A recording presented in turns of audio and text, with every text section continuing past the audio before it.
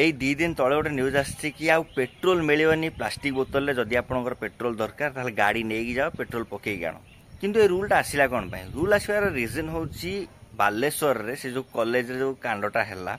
आउ तापर कथा होची पुरी रे गोटे केस हे गला गोटे छात्री को किसी जन युवक मिसी जाली देले तबे एई ओवरऑल केस आपन कोन लागुची जो मनीष ए जिंसटा कला सेई माने दोषी तांको मानसिकता दोषी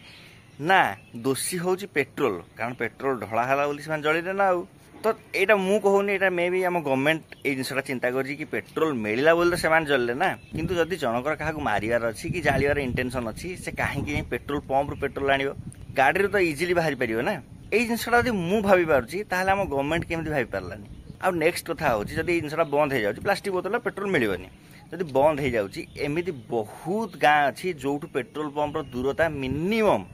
20-25 किलोमीटर दूर थी तो से गाँव में जो मोटरसाइकिल अच्छी से गाँव में जो कार फार अच्छी से सब केमिति जीवे पेट्रोल पकईया से कौन करें लोकाल पेट्रोल पकई जाती